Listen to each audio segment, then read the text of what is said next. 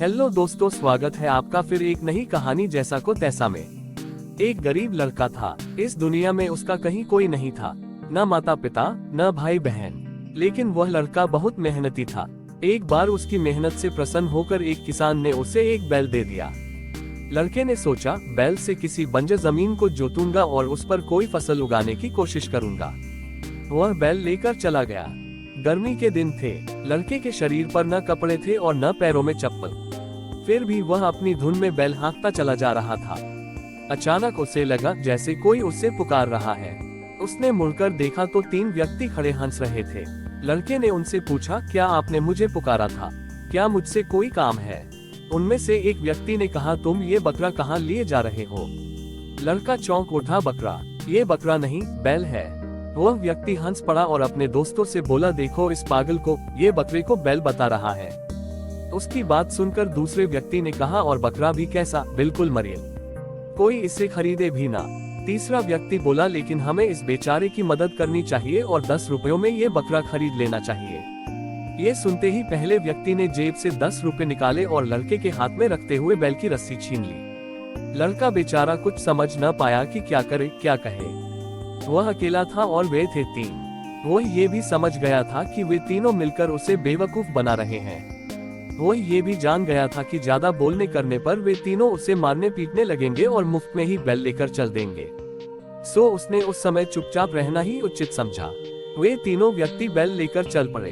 वे अभी थोड़ी ही दूर पहुंचे होंगे कि वह लड़का भागता भागता उनके पास आया। उसने कहा, आप लोग बहुत दयालु हैं।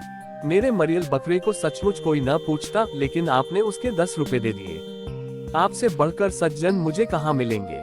मेरा दुनिया में कोई नहीं है। यदि आप लोग मुझे नौकर रख ले तो मेरे कुछ दिन सुख से कट जाएंगे। तीनों व्यक्तियों ने सोचा, यहाँ तो मुफ्त में ही नौकर मिल रहा है। उन्होंने उसे अपने साथ ले लिया। लड़का मेहनती तो था ही। कुछ ही समय में उसने उन तीनों का विश्वास जीत लिया। वह उनके सारे काम करता, घर खर्च और पैसों का भी पाए पाए हिसाब रखता। तीनों उससे बड़े खुश थे। एक दिन वह लड़का एक अजीब सी टोपी लगा कर घर लौटा। उसकी 4 नोकों वाली टोपी देखकर तीनों व्यक्ति हंस पड़े। वे बोले, ये जादूगरों की टोपी कहाँ से ले आया है? लड़का गंभीर बना रहा। उसने कहा, ये टोपी जादूगर की नहीं है, यह एक करामाती ताज है। इसे पहनकर बाजार में हर चीज मुफ्त ली जा सकती है। इसी की वजह से ही तो मैं आपसे अपने खर्च के लिए कुछ लेता नहीं। तीनों व्यक्तियों को उसकी बात पर विश्वास नहीं हुआ है। ये देखकर लड़के ने कहा, आपको मेरी बात पर विश्वास नहीं हो रहा है। कल बाजार में चलिएगा और इस ताज की करामात अपने आप देखिएगा। तीनों व्यक्ति सहमत हो गए और अपने काम धंधे पर निकल गए। उधर वह लड़का वही टोपी पहनकर बाजार चला गया। उसने 3 बड़ी दुकानें चुनी। फिर उनके मालिकों को बड़ी बड़ी रकमें देकर बोला, कल मैं अपने 3 मेहमानों के साथ आऊंगा। पहचान के लिए यही टोपी पहने रहूंगा। वे जो खाए पिए, जो मांगे देना, पर एक पैसा भी नहीं मांगना। ये पेशगी रकम लो, बाद में मैं हिसाब कर लूंगा। दुकानदारों को इसमें क्या आपत्ति होती? लड़के का भी इसमें कोई नुकसान नहीं था। उसने वह रकम उन तीनों व्यक्तियों की एक गुप्त अलमारी में से निकाल कर दी थी। दूसरे दिन सुबह वह तीनों व्यक्तियों को लेकर बाजार में पहुंचा। तब तक बाजार में उसके पेशगी रकम देने की बात फैल चुकी थी। सबने उसे कोई सिरफिरा रईस समझ लिया था। इसलिए जिस दुकान के सामने से वह निकल जाता, उसका मालिक सिर झुकाकर अदब से खड़ा हो जाता। सारे बाजार का चक्कर लगाने के बाद वह लड़का उन्हें एक बड़ी दुकान में ले गया। यहाँ खाने पीने की बड़ी स्वादिष्ट चीजें रखी थी। चारों ने पेट भर भोजन किया। भोजन करने के बाद लड़का उठा। उसके साथ तीनों व्यक्ति भी उठ खड़े हुए। जब वे बाहर जाने लगे तो दुकान का मालिक हाथ जोड़कर उठ खड़ा हुआ। वह बोला, फिर कभी जरूर पधारिएगा, दुकान आपकी ही है। लड़के ने दुकानदार को धन्यवाद कहा और दुकान के आईने में उसने अपनी विचित्र टोपी कुछ ठीक की और फिर दुकान के बाहर आ गया। तीनों व्यक्तियों की तो आंखें फटी रह गईं। उन्होंने सपने में भी टोपी के चमत्कारी होने की बात नहीं सोची थी। वे अभी सोच विचार में डूबे ही थे कि लड़के ने कहा, आइए अब और कहीं चले। तीनों व्यक्ति चुपचाप उसके पीछे चलने लगे। वह लड़का दिन भर उन्हें बाजार में घुमाता रहा। दोपहर में वह उन्हें एक और होटल में खाना खिलाने ले गया। शाम को भी उसने उनकी इसी तरह खातिरदारी की। तीनों व्यक्तियों को तो जैसे सब कुछ सपना सा लग रहा था। जहाँ भी वह लड़का टोपी पहने जाता, वहीं उसकी बड़ी आवभगत होती। रात को वे घर लौटने लगे। रास्ते में उन तीनों व्यक्तियों ने वह चमत्कारी टोपी खरीदने का निश्चय किया और घर पहुंचते ही वह उस लड़के से टोपी खरीदने की बात करने लगे।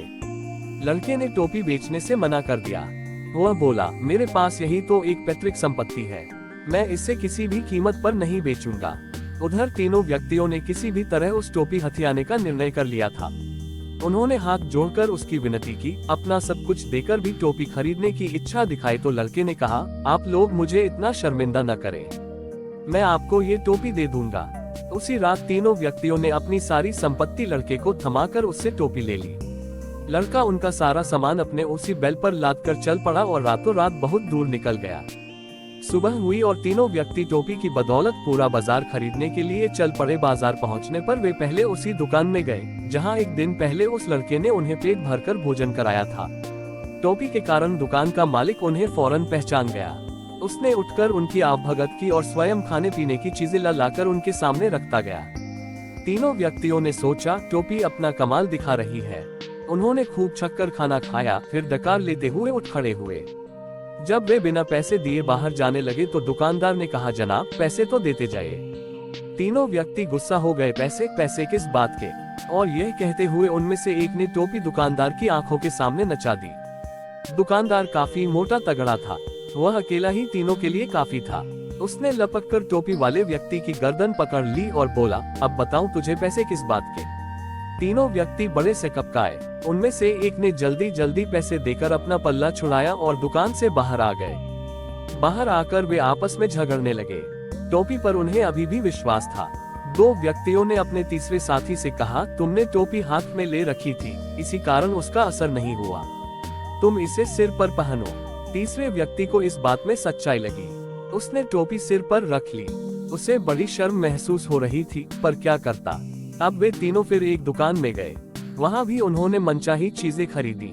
जब वे उनकी गठरी बांधकर चलने लगे तो दुकानदार ने उनसे चीजों के दाम मांगे। तीनों व्यक्तियों को कुछ सूझ न पड़ा।